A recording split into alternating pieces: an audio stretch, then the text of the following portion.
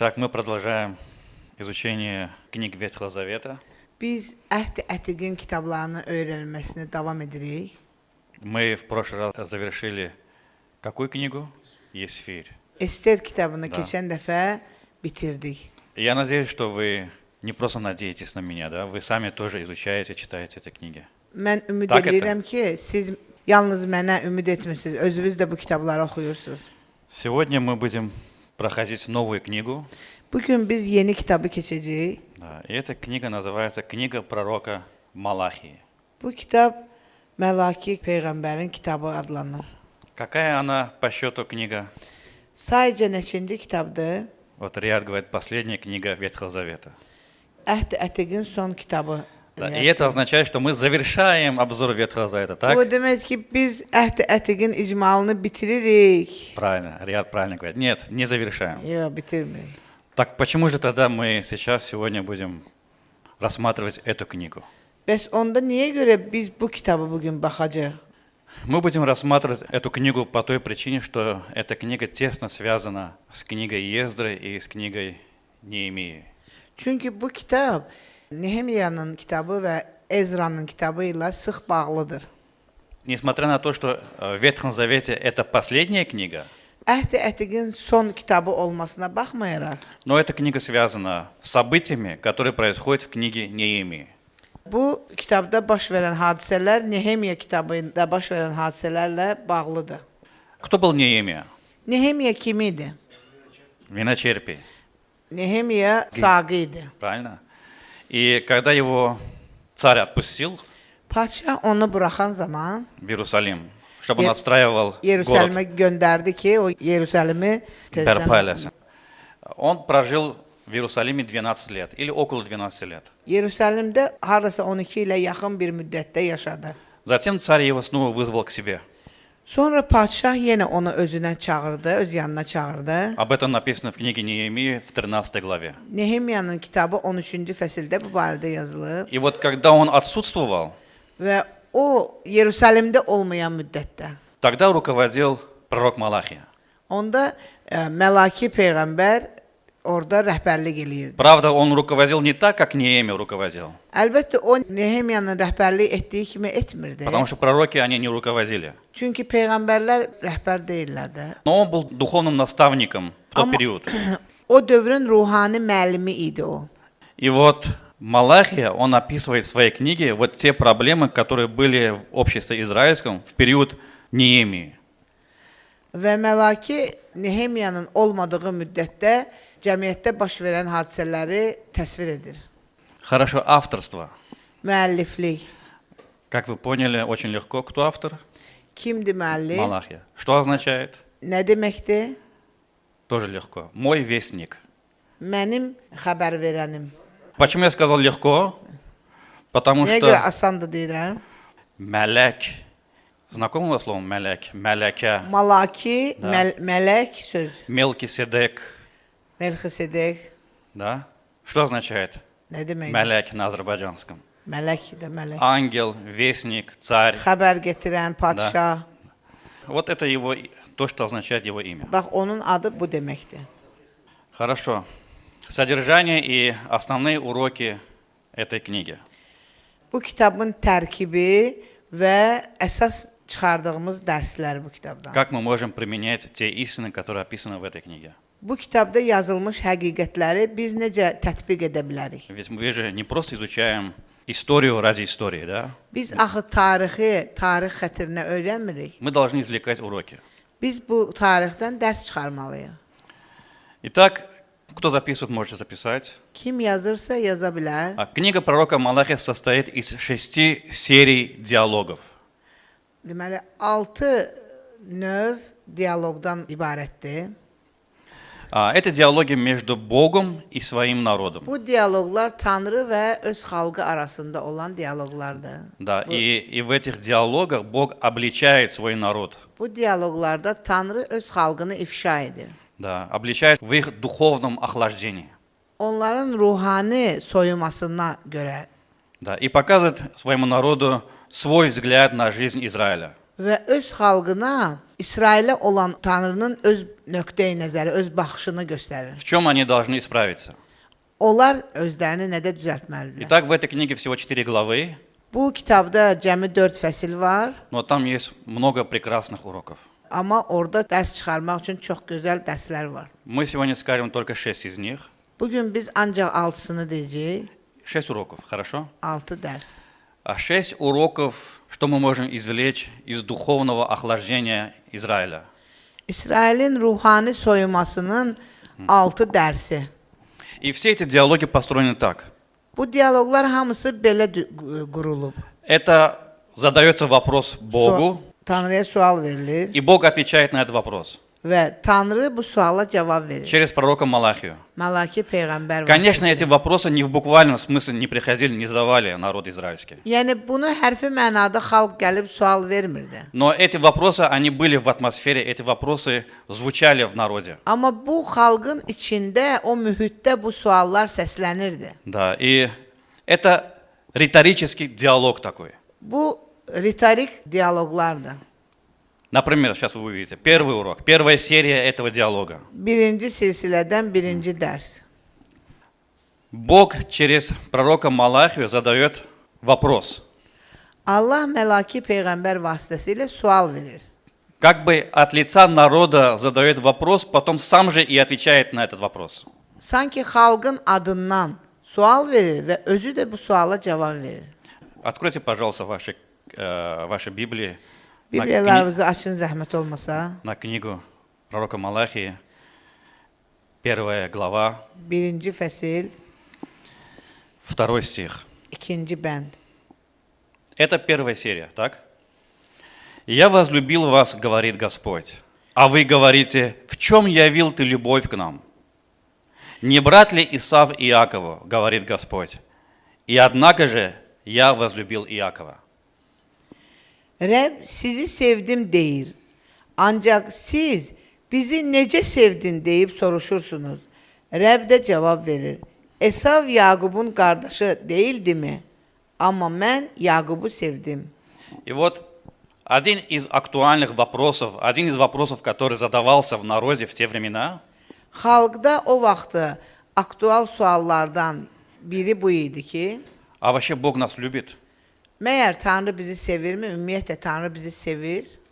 А где Бог? Hardadır Tanrı? А если Бог есть, если Он вывел нас из Вавилонского плена, Əgər o bizi Babil əsarətindən qurtarıbsa, почему мы страдаем? niyə görə biz əzab çəkirik? Почему враги нас притесняют? Niyə görə bizi düşmənlərimiz sıxışdırır? Почему мы с таким сопротивлением, с таким трудом все отстраиваем храм Божий? Niyə görə biz belə çətinliklər içərisində dağıntıları tikməklə məşğuluq? Что-то я не чувствую, что-то мы не чувствуем, что мы избранный народ. Nəsə biz hiss eləmirik. Mən hiss eləmirəm ki, biz seçilmiş xalqıq. И вот первый признак духовного охлаждения Və ruhani soyuqluğun ilk işarəsi – это постепенное угошение или утрата уверенности в Божьей любви. bu tədricən Tanrının məhəbbətinin itirilməsi, azalması. Сначала это происходит так. Да, Бог любит меня, но это стало такой заезженной фразой, становится просто обыденной фразой. Bəli, mən Tanrı sevir, amma bu o qədər sonra adiləşir ki, bu cümlə. Да, на словах мы говорим, что мы верующие. Bəli, sözdə biz deyirik ki, biz imanlılarıq. Да, мы часто используем «Бог любит тебя», «Бог любит меня». Bəli, biz tez-tez istifadə edirik. Tanrı səni sevir, Tanrı məni sevir. Но на практике я вижу, что это в моей жизни или в жизни народа израильского не работает. Amma təcrübədə mənim həyatımda, İsrail xalqının həyatında mən görürəm ki, bu işləmir. Я ничем не отличаюсь от других народов, которые поклоняются другим богам. Mən başqa tanrılara xidmət edən Халглардан xalqlardan heç fərqlənmirəm. то же самое у меня. И Mən вот это признак eyni духовного şeydir. охлаждения. Bax, bu ilk ruhani soyumanın ilk əlamətidir. И вот Бог отвечает на этот вопрос. Tanrı bu suala belə cavab verir. Смотрите, как Он отвечает. Baxın, görün necə cavab verir Tanrı. В чем явил ты любовь к нам? Sən bizə öz məhəbbətini nədə göstərdin? Это вопрос от имени народа. Да? Вот народ задает такой вопрос.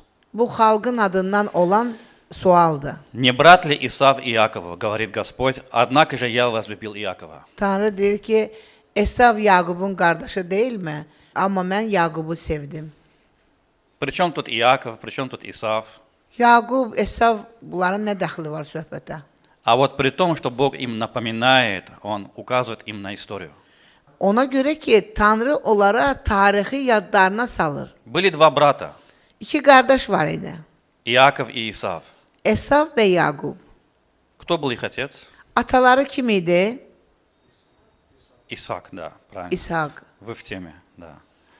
Через Иакова произошел народ Божий, израильский народ, правильно? Yaqubdan İsrail xalqı, Allahın xalqı yarandı. А через Исава кто произошли? Esavdan kim yarandı? Идумеяне, Эдом, идумейский народ, Edomlular. которые всю свою историю они враждовали с Израилем.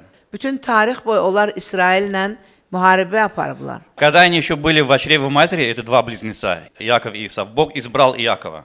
Bəli, Esavla Yaqub ana bətnində olanda Tanrı Yaqubu seçdi. Бог говорит, что вас еще не было в плане, ни одной молекулы еще не было, не знаю.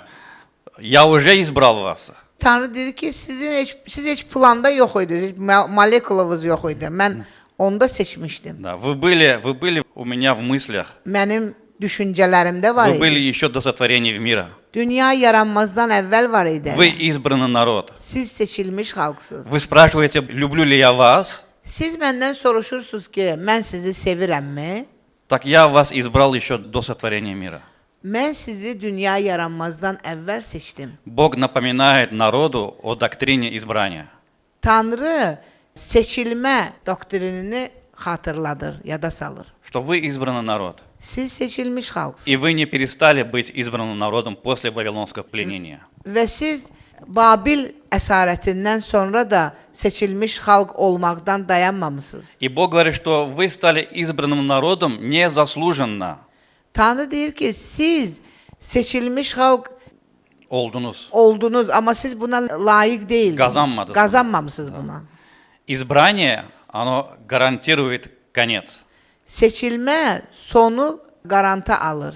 И хотя мы сегодня здесь сидим, хотя мы не относимся к израильскому народу, Biz bugün burada oturmuşuq. Biz İsrail xalqına aid olmasaq belə, да, тем не менее мы оправданы во Христе, так? biz Məsihdə haqq qazanmışıq. Salih Elə deyilmi? sayılmışıq. Salih sayılmışıq. И мы Его. Biz onunkilarıq. Мы были избраны во Христе. Biz Məsihdə seçilmişik. Да, и Господь поместил нас в этой церкви. Və Tanrı bizi bu kilsəyə yerləşdirib. И Он не только поместил нас в этой церкви, Он поместил нас на небесах. Və Tanrı nəinki bizi bu kilsədə yerləşdirib, həmçinin bizi göylərdə yerləşdirib. И каков конец наш? Və bizim sonumuz necədir? Как вы думаете, какой наш конец? Necə fikirləşirsiniz? Bizim sonumuz necədir? Да, для этого надо просто открыть последнюю страницу Библии, да? Bibliyanın sonuncu səhifəsini açmaq И мы lazımdır увидим. və görəcəyik. Откровение 21 глава. Vəhiy kitabı 21-ci səhifə. Небесный Иерусалим. Səmavi Yerusəlim. Да, наши имена записаны Bizim adlarımız в Его yazılıb книге жизни. onun həyat kitabında. Теперь, если в нашей жизни такое случается, İndi əgər bizim həyatımızda bu baş verirsə, такое духовное охлаждение, belə ruhani soyuma, вообще Бог любит меня? məni sevirmi Tanrı? Вообще Ему интересно, через что я прохожу? Ümumiyyətlə mənim keçdiyim şeylər Tanrıya maraqlıdırmı? Этот самый же ответ Бог дает и нам сегодня. Bax, Tanrı elə bu cavabı bizə də verir. Ты избран в моем Сыне. Sən mənim oğlumda seçilmisən. Когда ты даже еще не родился, ты был в моем плане. Hətta sən doğulmamışdan belə mənim planımda idin. Я понимаю, через что ты проходишь сейчас. Və mən bilirəm sən nələrdən keçirsən hal-hazırda. Но я доказал уже свою любовь. Amma mən öz məhəbbətimi artıq sübut etmişəm sənə. И поэтому пускай не смущает те события, то, что происходит вокруг тебя сейчас. То ли болезни, то ли страдания, то ли гонения. İndi sənin ətrafında baş verən təqiblər, xəstəliklər, cürbəcür hadisələr səni çaşdırmasın. Знаете, такое происходило в церкви, с церковью. Bilirsiniz, kilsə ilə bu baş vermişdi И происходит, и будет происходить. və baş verir və baş verəcək. В книге Откровения Иисус Христос предупреждает, есть послание семи церквям. Deməli, Vəhiy kitabında İsa xəbərdarlıq edir 7 kilsəyə xəbərdarlıq var. Например, Эфесской церкви. Məsəl üçün Efes kilsəsinə. Но есть у меня одно против тебя. Mənim sənə qarşı fikrim var. Что? Nədir? Давайте, подскажите мне. Gəlin mənə deyin. Первая любовь. İlk Вы, məhəbbətini вы tərk охладились в etdin. любви. Siz məhəbbətdə soyudunuz. Видите, это не только относится к Израилю. Yəni bu tək İsrailə aid deyil. И Иисус говорит, что вернитесь к первоначальной любви. İsa deyir ki, ilk məhəbbətə qayıdın. Затем он обращается к Ладикийской церкви. Sonra o Laodikiya kilsəsinə müraciət edir. Он говорит, ты не холоден, не горяч. O deyir ki, sən nə qaynarsan, nə Da. soyuq. Ты теплый. Sən ilıqsan. И я извергну тебя из уст моих. Mən səni ağzımdan qaytaracağam. О, если бы ты был бы горячим или холодным. Tək sən qaynar olardın ya soyuq olardın. Это Иисус говорит церкви. İsa kilsəyə deyir.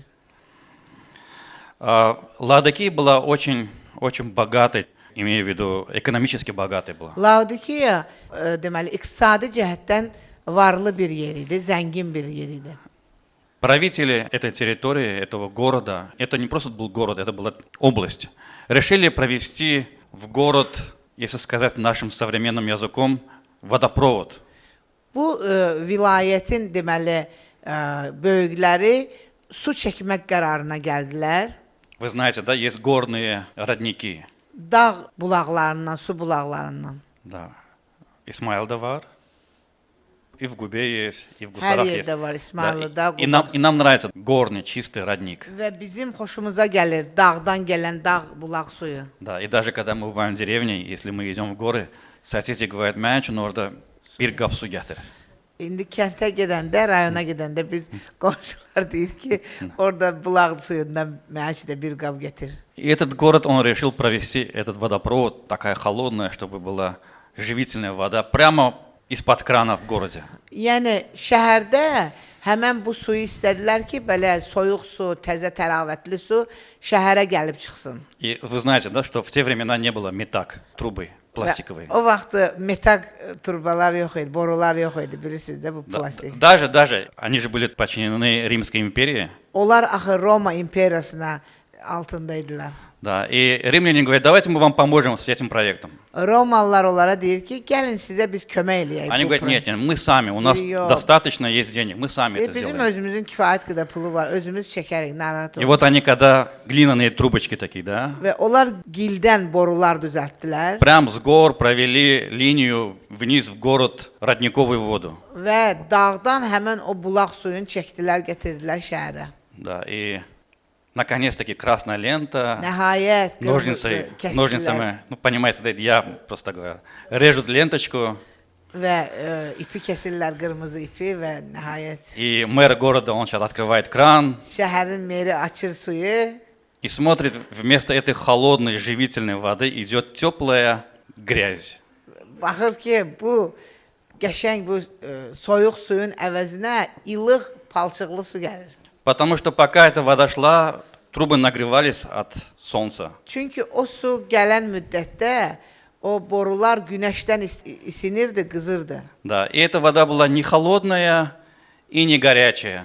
Bu su nə qaynar idi, nə də soyuq. И когда люди попробовали, они начали просто вырывать эту воду. Adamlar bu suyu içəndə başladılar qaytarmağa. И поэтому, когда Иисус Христос обращается к Ладикийской церкви, Və İsa Məsih Laodikiya kilsəsinə müraciət edəndə люди понимали, о чем говорит Иисус Христос. insanlar başa düşürdülər ki, İsa Məsih nədən söhbət edir. Потому что это никуда не годная вода. Çünki bu heç yerə yaramayan bir su idi. И вот Иисус говорит, что вы не холодные, как должно быть холоден родниковая вода, и не горячий, чтобы можно было купаться. Yəni İsa deyir ki, bax siz həmən o dağ suyu kimi nə soyuqsuz, nə də istisiniz ki, siz çimmək olar da, məsələn, И istisiniz. все равно эта церковь остается его церковью. Amma buna baxmayaraq, yəni kilsə onun kilsəsidir. Он говорит, кого люблю, того наказываю. O deyir ki, kimi sevirəm, onu da cəzalandırıram. Я извергну вас, он говорит. O deyir, mən Da. sizi qusacam. Мы, например, когда читаем, не понимаем, как это Иисус, что Biz это, deyirik ki, это же oxuyuruq, bu некрасиво. nə qəşəng, bu yaxşı da Но ладыки, они понимали это Laodikiyalılar послание. bunu başa düşürdülər. Им было знакомо это. Tanış idi bu məsələ. Хорошо, это вот первый признак духовного охлаждения. Ruhani soyumanın ilk əlaməti. Я становлюсь все менее и менее уверенным в Божьей любви. Mən Allahın məhəbbətində daha az və daha az əmin oluram. То есть я накажу вас. Yəni sizi Это то же самое, cəzalandıracağam. как, например, Иисус сказал, что сдвину твой светильник. Bu elə o deməkdir ki, sənin şamdanını çəkəcəm. Что означает светильник? Nə deməkdir şamdan? Если ночью будем проходить Əgər gecə biz keçsək по городу, да, şəhərdə, тогда не было же вот этого всего onda лампочек, да? bütün bu elektrik Горели yoxdur. свечи в домах. Evlərdə şamlar var idi. Если свеча не горит в доме, Evdə şam yanmırdısa, да, или там как канделябры, вот это, да, вот, ну, свечи не горят, значит дом qəndillər. пустует. Yəni ev Нет boşdur. хозяев. Orada sahibi yoxdur evin deməli То есть ki. Иисус говорит, что будет пустым Deyir, yəni boş olacaqsan da. твой дом. Так и случилось в истории. Elə tarixdə belə də oldu. Да, Иисус Христос двинул этот светильник. İsa Məsih bu Я имею в виду şamdanı Эфесскую церковь. çəkdi. Efes kilsəsində şamdanı çəkdi. Хотя эта Эфесская церковь, она очень славно начинала. Да? В книге Baxmayaraq ki, в книге Деяния Эфес апостол Павел насадил эту Həvarilər, церковь. Həvarilərin kitabında yazılıb, deməli, Həvari Pavel bu kilsəni Da. əkib, Хорошо. Римлянам 5 глава, 8 стих. Romalılara 5-ci fəsil 8-ci bənd. Но Бог свою любовь к нам доказывает тем, что Христос умер за нас, когда мы были еще грешниками. Tanrı bizə öz məhəbbətini onunla sübut edir ki, biz hələ günahkar olarkən İsa Məsih bizə görə öldü. Больше, чем это, у Бога нет других доказательств. Bundan, Как Он любит нас. yəni bundan artıq Tanrının sübutu yoxdur, bizi sevdiyinin sübutu. Поэтому не ожидайте, что Бог что-то еще больше, как-то по-другому dокажет свою любовь. Ona görə də Tanrının daha başqa üsulla məhəbbətini göstərməyin sübutunu axtarmayın. Хорошо, второй диалог. İkinci dialoq. Бог начинает обвинять израильский народ в том, что они бесславят Его. Tanrı İsrail xalqını təqsirləndirir ki, onlar ona hörmət qoymurlar. Опять риторический вопрос. Народ спрашивает, чем мы это бесславим Тебя? Xalq soruşur ki, axı biz nə ilə səni hörmətsiz edirik? Да, как будто бы искренне они не могут понять и спрашивают такой вопрос. Yəni sanki onlar səmimən başa düşmürlər və belə sual verirlər. И Бог отвечает им, Və Tanrı onlara cavab verir. что вы не уважаете храм и служение. Siz məbədə və xidmətə hörmət etmirsiniz. Второй признак духовного охлаждения. Ruhani soyumanın ikinci əlaməti. Да, это потеря ревности к служению. Xidmətə olan qısqanc məhəbbəti itirmək. Да, и люди не хотели жертвовать ради служения. İnsanlar xidmətə görə heç nəyi qurban vermək istəmirdilər. Да, они делали только то, что находится в зоне их комфорта, не больше. Onlar onların özlərinə rahat olan dərəcədə iş görürdülər və ondan kənarda artıq istəmirdilər nəsə eləsinlər. Да, зачем жертвовать? Nəyə görə Если это qurban verir? соответствует, я не выхожу из своей зоны комфорта. Если мне это удобно, то я приду. Mən- Неудобно, то я не приду. Əgər mənim üçün rahatdırsa, onda mən gələcəm. Yox, rahat deyilsə mən gəlməyəcəm. Больше этого я не буду жертвовать. Mən daha bundan artıq qurban verməyəcəm. Давайте откроем 6 стих. Gəlin 1-ci fəsil 6-cı bəndi oxuyaq. Это Бог говорит. Tanrı deyir. Сын чтит отца и раб господина своего. Если я отец, то где почтение ко мне? И если я Господь, то где благоговение предо мною? Oğul atasına, qul ağasına hörmət göstərir. Əgər mən atayamsa, hanı mənə hörmətiniz? Əgər ağayamsa, hanı məndən qorxunuz? Вам, священники, бесславящие имя мое, вы говорите, чем мы бесславим имя твое?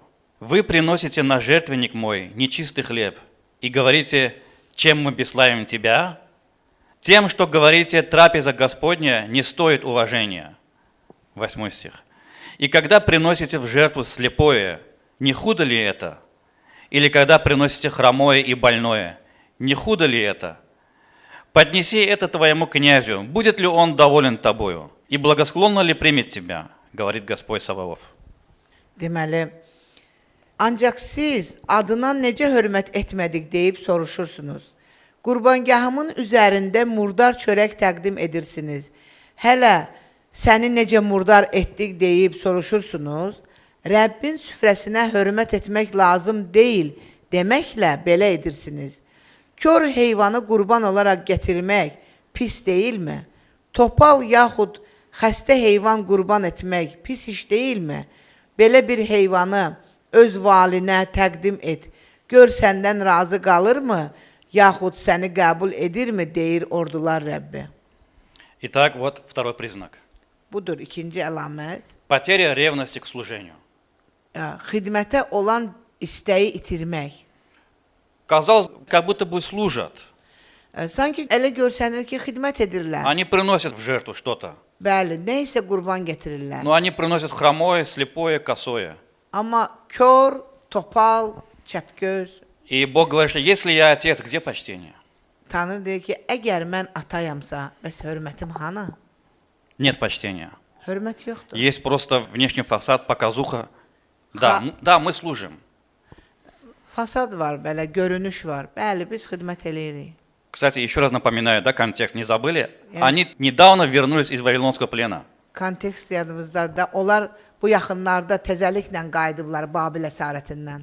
Вы помните, когда мы проходили книги Судей? Кто помнит книгу Судей, когда мы проходили? Hakimlər kitabını kim xatırlayır biz keçəndə? Там были циклы, помните? Orada dövrlər var idi. Народ отступал, Xalq geri çəkilirdi, подал в идолопоклонство, bütpərəstliyə düşürdü, Бог наказывал. Tanrı cəza verirdi. Как Он наказывал? Necə cəza verirdi? Враги приходили, Düşmənlər захватывали gəlirdi, их. onları tutub aparırdılar. Потом народ каялся, Sonra tövbə eləyirdi xalq. потом Бог давал какого-то нового судью. Allah yeni bir hakim verirdi. Этот судья снова освобождал их. Bu hakim yenidən onları xilas edirdi, qurtarırdı. Вот, на циферблате 12 часов. Saat 12-dir məsəl üçün. И опять пошел новый Və цикл. yenə təzə dövr getdi. Опять, и опять, и опять. Yenə. И вот тут народ снова пошел по новому циклу. Və budur, xalq indi yeni bir etapla, yeni bir dövrlə getdi. Вышли из Вавилонского плена, Babil əsarətindən çıxdılar. теперь они опять отступают от Бога. Yenə də Allahdan çevrilirlər, üz döndərirlər. Да. Потом будет 400 лет молчания, Sonra 400 Бог будет наказывать их. Tanrı onları cəzalandıracaq. 400 il sakitlik, susqunluq olacaq. Да, Бог не будет посылать пророков. Tanrı peyğəmbər göndərməyəcək. Потом Бог позволит греческой империи захватить их. Sonra Tanrı icazə verəcək Yunan imperiyası onları tutacaq. Потом Римская империя захватит их. Sonra Roma imperiyası onları istila eləyəcək. Потом Иисус Христос. Sonra İsa Məsih gələcək. Потом вообще они будут разрушены. Иерусалим будет разрушен. Sonra ümumiyyətlə Yerusəlim dağılacaq. Сейчас продолжается это. Davam eləyir bu. Сейчас. İndi. В 1948 году снова восстановился Израиль. 1948-ci ildə İsrail bərpa olundu. Бог это обещал. Tanrı vəd vermişdi. И видите, по кругу идут. Və bu dairəvi şəkildə gedir. И теперь здесь Бог обращается, где почтение, если я отец? Tanrı müraciət edir. Əgər mən atayamsa, hörmətim hanı? Кстати, Бог обличает также и священников. Həmçinin Tanrı kahinləri də ifşa edir. 2 глава, 1 стих. 2-ci fəsil 1-ci bənd. Итак, для вас, священники, это заповедь. Если вы не послушаетесь, и если не примете к сердцу, чтобы воздавать славу имени моему, говорит Господь Саваоф, то я пошлю на вас проклятие и прокляну ваше благословение. И уже проклинаю, потому что вы не хотите приложить к тому сердце. Deməli, 2-ci fəsil 1 ilə 2-ci bəndlər. İndi ey kahinlər, bu əmr sizin üçündür. Ordular Rəbbi deyir, əgər sözə qulaq asmasanız, adıma izzət verməyi ürəkdən istəməsəniz, üzərinizə lənət yağdırıb xeyir dualarınızı lənətə çevirəcəyəm. Bəli, mən onları lənətlədim, çünki məni izzətləndirməyi ürəkdən istəmirsiniz. И даже священники впали в идолопоклонство, еще хуже. Daha pisi, bu kahinlər bütpərəstliyə keçdilər. 2 глава с 9 по 11 стихи. 2-ci fəsil 9-cu bəndən 11-ci bəndə kimi. Я только прочитаю конец 11. Mən 11-ci fəslin sonunu oxuyacağam. «Ибо унизил Иуда святыню Господню, которую любил, и женился на дочери чужого Бога». Yahuda xalqı xəyanət etdi. İsraildə və Yerusəlimdə iyrənc işlər edildi. Yahudalılar yad allahlara tapınan qızlarla evlənərək Rəbbin sevdiyi müqəddəs yeri murdar etdi. То есть это метафорически женился на дочери чужого бога, это означает, что пошел за идолами. Deməli, yad allahlara tapınan qızlarla evlənmək, yəni bütlərin dalınca getmək deməkdir. Бог говорит, что если вы своему начальнику служите с усердием, Tanrı deyir ki, əgər siz öz ağalarınıza belə can yanğısına, istəklə xidmət edirsiniz, чтобы вас похвалили, sizi tərifləsinlər deyə, то, конечно же, для Бога должны тем более трудиться. siz Allah üçün daha yaxşı Разве не так? çalışmalısınız. Belə deyil. Приведу, сейчас просто вспомнил один пример из своей жизни. Öz həyatımdan bir nümunə gətirim. Когда я вернулся с армии, Əskərlikdən qayıdandan sonra, да, потом через некоторое время и мой брат вернулся с армии, bir neçə vaxtdan sonra qardaşım da gəldi. и вот мы два брата Biz iki qardaş дома у папы, atamın evindəyik, мы еще холостые, subayıq. и папа говорит, надо забор починить. Atam deyir ki, çəpəri remont eləməli, təmir eləmək lazımdır. Да, и нам так не хочется этот забор починить в огороде, да. Biz o tərəvəzdəki çəpəri təmir eləmək istəmirik, deyinirik. Да, а папа стоит, и он говорит, вот лопатка, Atamız вот dayanıb, сетка, bax, bu da новую сетку. təzə setka, bu lapatka, bu bel, bu da Da. işdi. И папа ушел, Qardaşım çıxıb gedib, и брат он выбросил лопатку, говорит, я не для этого здесь, это не для меня и так далее. qardaşım deyir, atıb beli deyir ki, mən bu üçün buradayam, istəmirəm. А хотя, когда папа приходит, сразу берет лопатку. Papa gələk kimi lapatka əlində getirir. И я говорю Рамизу, Mən ona deyirəm ki, Рамиз, если вот, допустим, мы еще в армии, mən deyirəm ki, əgər biz hələ də əskərlikdə olsaydıq, если бы нам наш командир приказал бы, мы сделали бы это, bizim komandirimiz bizə əmr versəydi ki, bunu gör, eləyərdik, как миленькие, elə правильно? gülə-gülə. Но это же nаш отец. Bu bizim atamızdır axı. Мы 3 года его не видели, 3 ildir onu görməmişik. правильно? Да, мы можем взять лопатку, когда он придет, но кого мы обманываем? Kimi aldadırıq? Biz indi ona görsədirik, belə işləyirik. То же самое относится и к нашим родителям. Bizim valideynlərimizə aiddir. Если вы живете еще с вашими родителями, Əgər siz hələ valideynlərinizlə yaşayırsınızsa, да, если родители вам поручают что-то, sizin valideynləriniz sizə nəsə iş buyururlarsa, как вы реагируете siz necə на слова вашего отца? öz atavızın sözünə necə nətərlə Бог говорит, если я ваш отец, то где почтение? Allah deyir ki, əgər mən sizin atanızamsa, hörmətim hanı? А если вы где-то работаете на какой-то работе, Bəlkə siz hardasa bir iş yerində işləyirsiniz, вы почитаете своего начальника? siz öz müdürünüzə hörmət edirsiniz. Апостол Петр говорит в своем послании, что слуги, служите вашим господинам как Христу. Həvari Pavel deyir ki, siz öz ağalarınıza xidmət eləyəndə Tanrıya xidmət eləyən kimi edin. Да, с ревностью.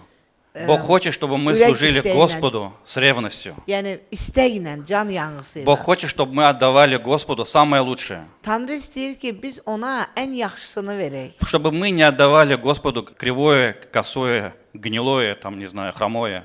Tanrı istəmir ki, biz ona topal, keçəl, çəpgöz, nə bilim, verək. С дефектом. Defektli bir. Поэтому Бог и Ай, говорит, Бог, поэтому Бог и говорит, что самые первые плоды отдай. Ona görə də Tanrı deyir ki, ilk məhsuluvu ver. Хорошо. Третий диалог. Üçüncü dialoq. Люди в те времена задавали такой вопрос. O dövrlərdə insanlar belə sual verirdilər. За что Бог не принимает наши приношения? Почему не отвечает на наши молитвы? Tanrı niyə görə bizim qurbanlarımızı, təqdimlərimizi qəbul etmir və bizim dualarımıza cavab vermir? Этот вопрос, он витал там в атмосфере. Orada o sual oradakı mühitdə havada asılmışdı. Да. Часто задаваемый вопрос был там. Tez-tez bu sualı verirdilər. И Бог задает от их имени этот вопрос и теперь начинает отвечать. Tanrı onların adından bu sualı verir və indi budur cavab verir. Почему Бог не отвечает на их молитвы? Niyə görə Tanrı onların dualarına cavab vermir? За то, что вы narушаете супружеские заветы. Ona görə ki siz nigah deməli, vədlərini yerinə yetirmirsiniz. И вот это третий признак духовного охлаждения. Bax, bu ruhani soyumanın üçüncü əlamətidir. Это искажение семейных отношений. Ailə münasibətlərini pozmaq, ailə münasibətlərini təhrif etmək. Семья – это индикатор нашей духовной жизни. Ailə bizim ruhani həyatımızın indikatorudur. Слышите? Это относится напрямую сейчас к нам. Bu birbaşa bizə aiddir. Семья является индикатором нашей духовной жизни. Ailə bizim ruhani həyatımızın indikatorudur. Я не могу быть, Göstəricisidir. да, я не могу быть лучшим христианином, Mən yaxşı xristian ola bilmərəm. чем тот, который я есть дома в семье. Evdəkindən, evdə olduğumdan yaxşı xristian ola bilmərəm. Daha yaxşısı. Вот дома я какой христианин, верующий, Mən evdə necə imanlıyamsa, вот это мое лицо. bax bu mənim Вот я sifətimdir. такой. Mən elə oyam. Здесь я могу маски одевать, Mən burada что я хороший. maska geyinə bilərəm. И руки və вот так yaxşı- сделать. Да. və belə. Но вот дома какой я, вот такой и есть я христианин. Amma bax mən evdə necəyəmsə elə o cürəm. Семья – это полигон. Ailə bu bir poligondur.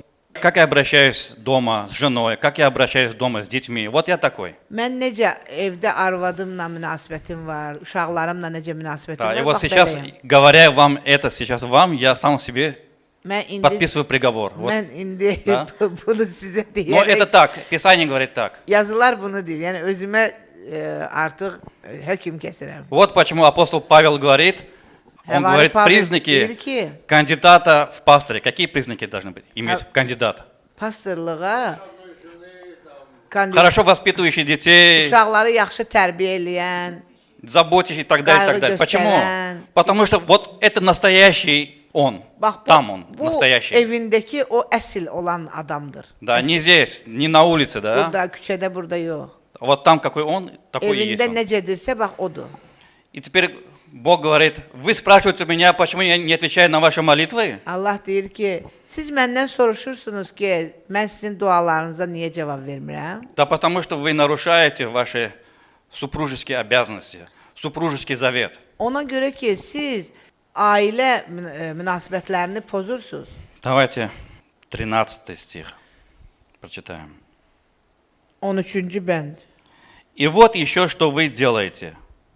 Вы заставляете обливать слезами жертвенник Господа, с рыданием и воплем, так что Он уже не презирает более на приношение и не принимает умилостивительные жертвы из рук ваших.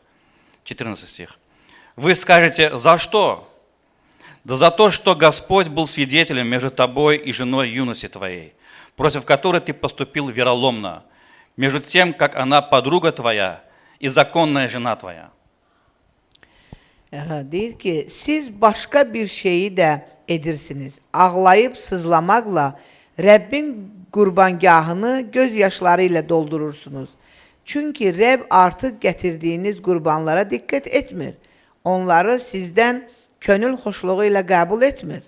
Siz nə üçün deyib soruşursunuz? Çünki səninlə cavanlığında evləndiyin arvadın arasında Rəbb şahiddir. O qadın sənin yoldaşın və nigah əhdi ilə arvadın olduğu halda ona xəyanət etdin. Бог заинтересован в крепкой семье, Tanrı möhkəm ailədə maraqlıdır, в крепком браке. möhkəm nigahda. Если семья крепкая, Əgər ailə möhkəmdirsə, я помню, в советские времена в школе говорили, да?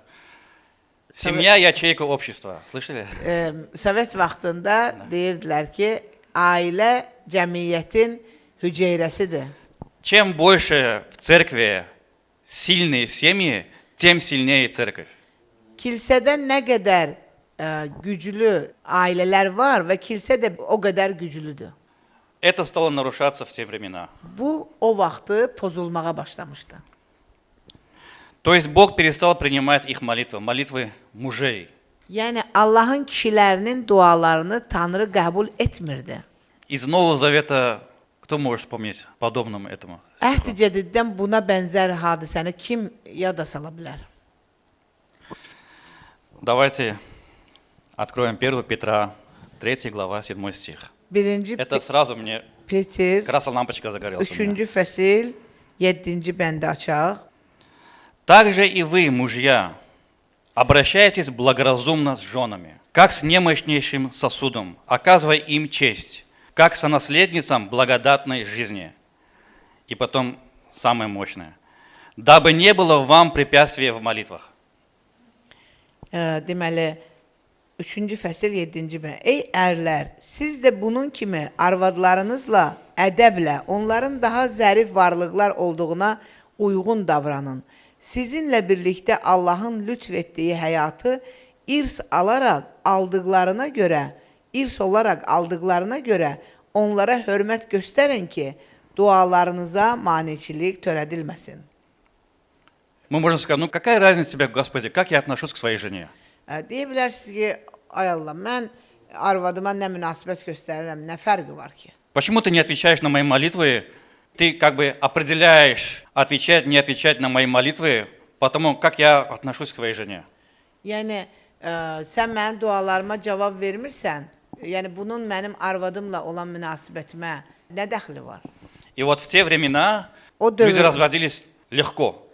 insanlar o dövrdə çox belə rahat boşanmağa başlamışdılar. И даже знаете, что мужчины оправдывали развод. Bilirsiniz, kişilər öz boşanmalarına haqq qazandırırdılar. Знаете, как они оправдывали? Bilirsiniz necə haqq qazandırırdılar? Ой, они такие эти креативные. Onlar yaradıcıdılar. 2.15, откройте, смотрите. Малахия 2.15. Məlaki 2:15. Это говорят мужчины. То, что я Хиляды. сейчас буду читать, это говорят мужчины. Но не сделал ли того же один, и в нем пребывал превосходный дух? Что же сделал этот один? Он желал получить от Бога потомство. Итак, берегите дух ваш, и никто не поступай вероломно против жены юности твоей. Allah sizi bir bədən olaraq yaratmadı mı? Bədənlə də, ruhla da ona aitsiniz. Bəs nə üçün bir? Çünki o özü üçün xüsusi bir nəsil istəyirdi. Buna görə də özünüzü gözləyin. Qoy heç kəs cavanlığında evləndiyi arvadına xəyanət etməsin. Вы что-нибудь поняли? Başa düşdünüz nəsə? Я, например, не понял. Mən məsəl üçün başa düşmədim. И на rусском тоже немножко непонятно. Rus dilində də biraz anlaşılmazlıq var. Кто это один? Пребывал превосходный дух.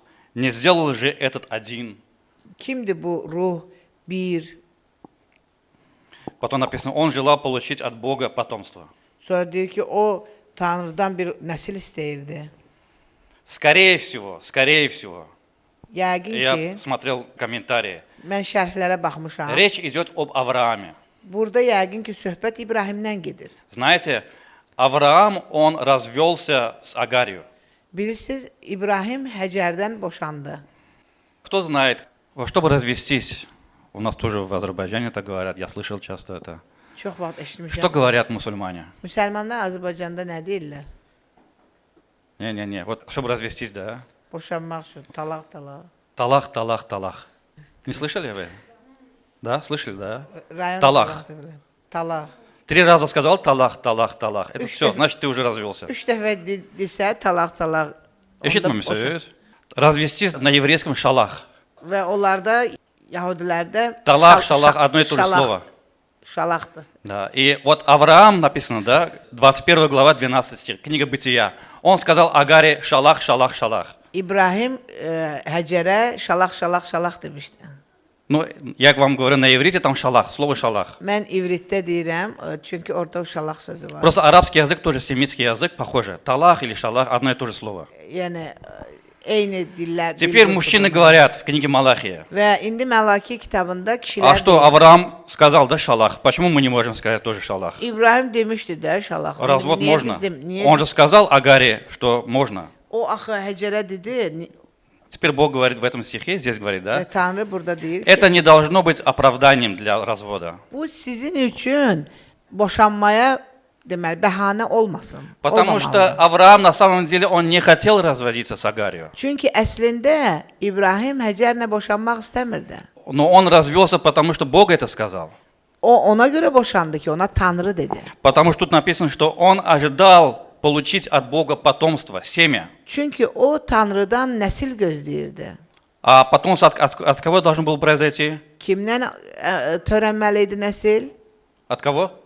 Сара. Сарадан. Сара должна быть, да? Saradan olmalı. Бог сказал, отпусти Агарь. O Когда tam- Сара начинала уже прессинг делать на Авраама, İbrahim'e təsir edirdi Sara. Бог сказал, отпусти, шалах Агарь. Deyir ki, onu bırak, getsin. Поэтому Агарь. Бог говорит, что вы не можете приводить сейчас Авраама как оправдание для развода. Ona görə Tanrı deyir ki, siz İbrahim'i indi bəhanə kimi gətirə bilməzsiniz. Да, Авраам не хотел разводиться с Агарью. O istəmirdi boşanmaq Həcərdən. Да. Так, время сколько у нас? Давайте остановимся, хорошо? И у нас осталось еще 4, 5 и 6. 4-cü, 5-ci, Urok. Хорошо, 6-cı да. dərslər qalır. Давайте, вы свободны.